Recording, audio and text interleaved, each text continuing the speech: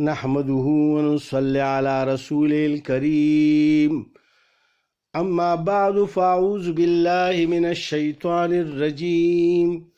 بسم الله الرحمن الرحيم والليل إذا يغشى والنهار إذا تجلى وما خلق الذكر والأنثى إن سعيكم لشتى صدق الله العظیم. دا سورة اللیل دے، مکی سورت تے، او دا په ابتدائی زمانہ د نبوت کې تقریبا دغه 15 کاله چې کوم ابتدائی د نبوت کلونه دي په هغې کې دا نازل شوی دی. او اووم نمبر یعنی صورت په د نزول په اعتبار سره دا ښیي مفسرین حضرات.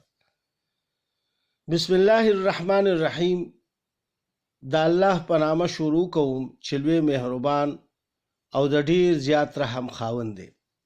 واللیل اذا یغشا، قسم دی په شپه چې راخوره شي. والنهار اذا تجلی، او قسم دی په ورځ چې روښانه شي. الله پاک په شپه باندې هم قسم وخوړو، په ورځ باندې هم وخوړو. دا د الله د قدرتونو غټې نښې دي چې د الله په حکم سره دا شپه هم راځي او دا ورځ هم راځي. او د دې دپاره الله پاک خپل یو وخت مقرر کړی دی او د هغې نه دا مخکې رستو نه کیږي. او په کم مقدار سره چې الله سبحانه وتعالی د دې کمیدل او زیاتېدل مقرر کړي دي، هماغه شانتې دا د ابدالاباد نه کیږي او ابدالاباد پورې به کیږي تر دې چې د الله حکم راشي او بس دا کائنات الله سبحانه وتعالی ختم کی او بیا بل یعنی ارس جوړ کی او هغې کې او بیا ترتیب د شپې او د ورځې جدا وي. هغه د الله په علم کې دي. خو په دنیا کې دا کم ډېر لوی نښې چې دي او د شپې او د ورځې الله پاک ذکر وفرمایلو چې یعنی یو خو ګوره یو سړی د ورځې ډیر زیات کار کې بوخ وي، کارونه کوي نو دی په دې اثر کې چې اوس به شپه راشي او بیا به زه آرام کوم په دې کې او سکون او څه کارونه هم داسې دي چې هغه د شپې انسان کوي نو هغې دپاره خپل تدبیرونه کوي. دغه شانتې چې د شپې کله دی وده کېږي نو د سبا دپاره د ورځې دپاره بیا دی خپل تدبیرونه کوي چې سبا به دا کار کوم، دا کار به کوم، دا کار به کوم. نو دا په دې شپه ورځ کې د ده را ژوند تمامیږي او تر دې پورې چې دی د پیدایش نه والې تر مرګه پورې ورسي او بیا یعنی آخرت ته دی لاړ شي. نو اوس الله سبحانه وتعالی ذکر دې دوو ذکر وفرمایلو او ورپسې نورم ذکر الله پاک فرمایي وما خلق الذکر والانثى، او په هغه خدای چې نر او ماده پیدا کړل. یعنی کم سیزونه چې الله پاک په دې کائنات کې پیدا کړي دی جوړه پیدا کړي دي. صرف یو د الله ذات چې کوم دی نو هغه ته د جوړې ضرورت نشته، هغه یوازې دی او نه ورته د چا د مدد ضرورت شته، نه ترې څوک پیدا دي نه د چا نه پیدا دی او نه څوک همسر او برابرۍ والا شته. الله سبحانه وتعالی یو ذات دی. ان سعیکم لشتی، چې بېشکه ستاسو کوششونه مختلف دي. اوس الله پاک د انسان ذکر فرمایي چې د انسانان چې ما کوم پیدا کړي دي نو دې کې یعنی د هر چا خپل کوششونه دي. اوس د هغې ذکر الله پاک فرمایي فاما من اعطى، نو چا چې د مال حقونه ورکړل او پرهیزګاره شو. یعنی یو ټولګی داسې دی چې هغه د الله په نوم باندې ورکړه، که الله پاک وله مال ورکړی دی او هغه چې څوک فقیر غریب مسکین راشي یا د چا ضرورت نو هغه دته ووایي او دی بیا د هغه ضرورتونه پوره کړي. نو دا هغه سړی دی وصدق بالحسنى، او د ښایسته دین تصدیق یې وکړو. یعنی دا خو د الله په نوم باندې دی هر څه ورکوي که نه،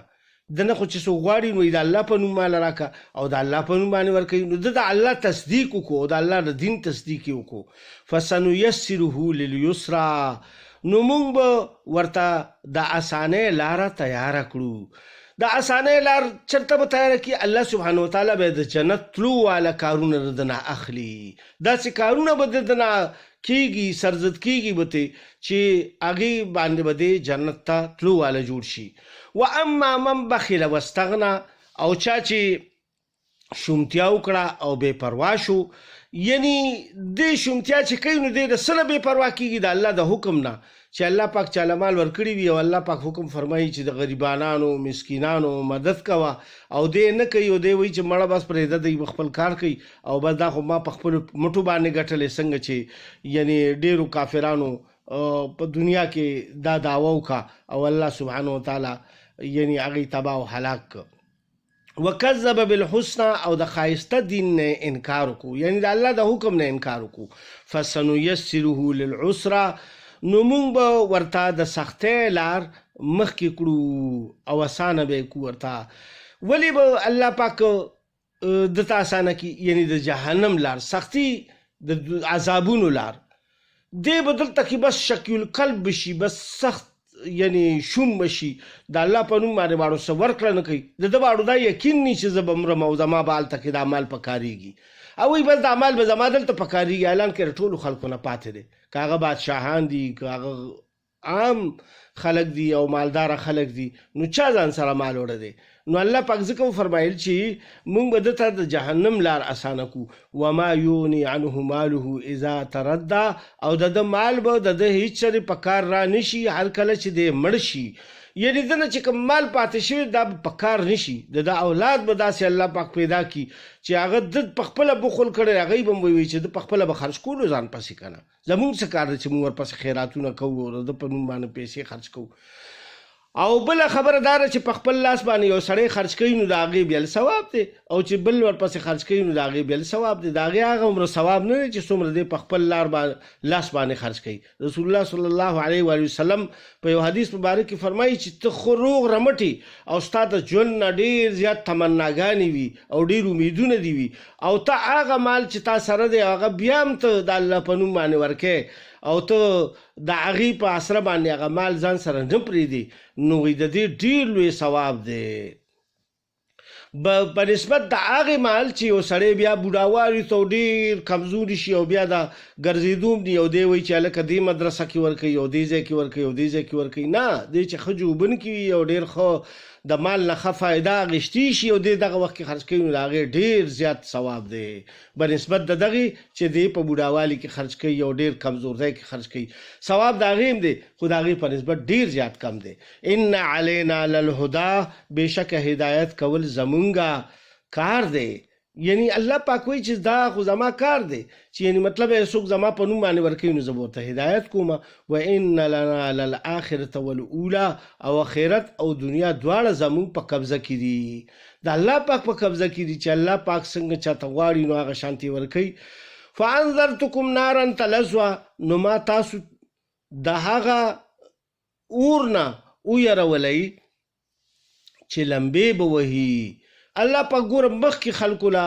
یعنې ټولو علم د دې ورکو چې جهنم به یو هغې کې به دغه شانتې کافران سوځي او نافرمانه او پکې سوځي نو چې بیا هم یو سړی د جهنم والا کارونه کوي نو هغه به بیا په خپله یعنې د هغې دغه کېږي چې د هغه خپل لاسونو باندې هغه ځان له هغه جهنم تیاروي.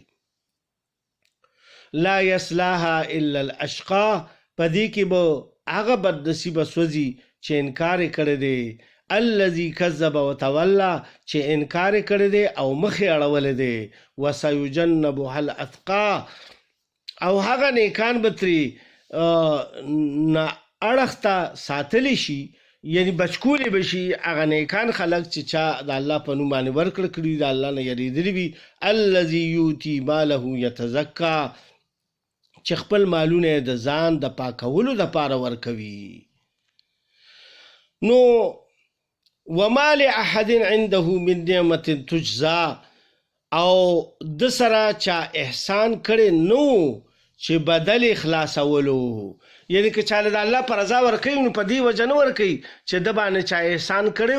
او دی د هغې بدله خلاصوي څنګه چې زمونږ د خلکو نن سبا رواجونه دي چې مطلب دا دی د یو سړي واده وي یا څه کویدن وي یا څه فنکشن وي او دی په هغې کې د هغه مدد کوي په دې اسره باندې چې سبا به دی ماله بیا راکوي نو دا خو د ثواب ونه ګټلو دی په دې دغه باندې وکړي چې دا زه د الله په رضا دله ورکوم د سره مدد کومه د اوس به لاس تنګي دی به کولی نه شي لہذا چې د خپل کار پې ترسره کړي نو ابو بکر صدیق رضی الله تعالی عنہ تقریبا 9 غلامان آزاد کړي داسې چې هغه یعنی د کفر په حالت کې بیا ایمان قبول کو نو کافرانو ته چې پته ولګېده د هغې هغه مالکانو ته یعنی چا چې غلامانو نو هغوی به ډېر زیاتې سزاګانې ورکول او ډېر تکلیفونه به یې ورکول داغونه به یې ورکول په نور کې به یې پرېوست او بیا به یې په تودو شګو او په تودو سروټکو باندې به یې اچولو په سرو سروټکو باندې یې اچولو او د هغې په چربۍ او په دغه باندې په هغې کې یو چې کوم دی نو بلال صاحب دی او یو چې کوم دی نو خبیب صاحب دی چې دا صحابه او نورم ډېر صحابه دي نو هغوی ټولو یعنی چې کله به ابو بکر صدیق رضی الله تعالی عنہ خو ډېر زیات مالدار او دا یعنی دا ایمان راوړو نه مخکې او د یو ججو په مکه معظمه کې او ډېر لوی یعنی حیثیت والا انسانو خو چې کله ایمان قبول کو نو دا هغه خپل مال چې کوم دی نو هغه په داسې خلکو باندې خرج کو یعنی بیا به هغه سړي له ورغو او هغه به چې کله په تکلیف کې ولیدو هغه غلام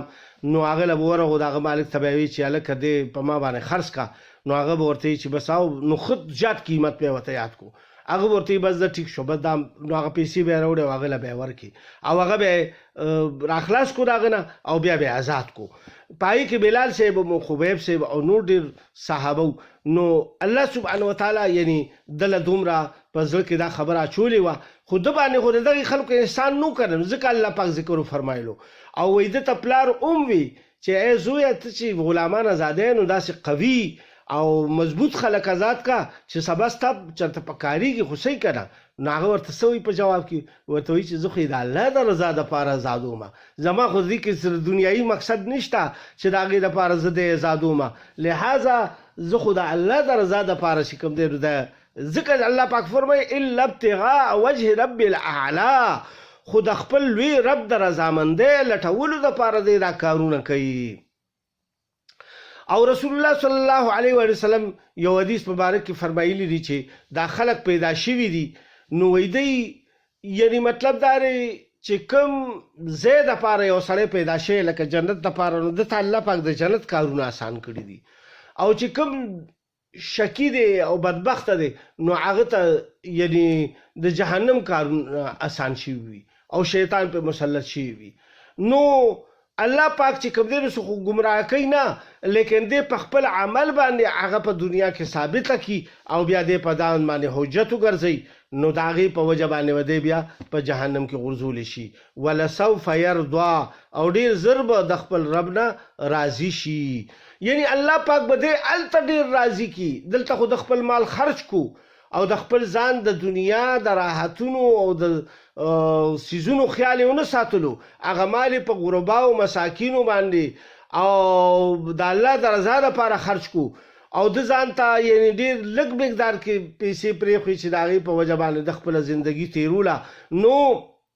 الله پاک وایي دی په آخرت کې ډېر ښکلې راضي به یې کي او خوشحاله به او جنتونو کې به یې داخل کي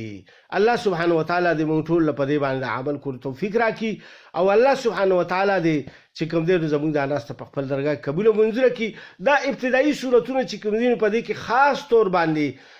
د ورکړې ډېر ذکر شوی دی ولې چې انسان په هغه ورځو کې یعنی امت مسلمه خو دونه نو که نه رسول الله صلی الله علیه وسلم باندې چې کله صحابه و ایمان راوړو نو هغه زیاتتر ضعیفان او غریبانان خلک وو او زیاتتر پکې چې کوم دی نو یعنی هغه خلک وو چې هغه یعنی غلامان وو نو چې هغه ایمان راوړو نو هغوی ته د مال او د دولت او د کم از کم د رزق ضرورت و او د دې ظالمانو د خلاصېدو ضرورت و هغوی سره دومره پیسې نه وي چې ځان یې خلاص کړی وی لہذا یعنی په هغه وخت کې چې چا څومره قرباني او څومره د مال هغه سره وو نو هغه د ورکړې حکم الله پاک کړی دی او بیا په هغه وخت کې الله پاک زیاتتر د مونځ حکم کړی دی او د ذکر حکم یې کړی چې الله ډېر یادوي او د الله نو چې کله په انسان باندې سختي ډېره راشي که نه نو دې د الله په نوم باندې ورکړه ډېره کوي او د الله یاد دې ډېر کوي او بیا دې بل دا کار کوي چې د الله ته دې ودرېږي، منځونه دې کوي او نفلونه دې کوي، صلات الحاجات دې کوي او بیا دې د الله نه غواړي. الله پاک به چې کوم دی زمونږ سوالونه قبلولو والا دی. الله سبحانه وتعالی دې زمونږ ټولو سره رحم کرم والا معامله په دنیا او په آخرت کې وکړي. السلام علیکم ورحمت الله وبرکاته.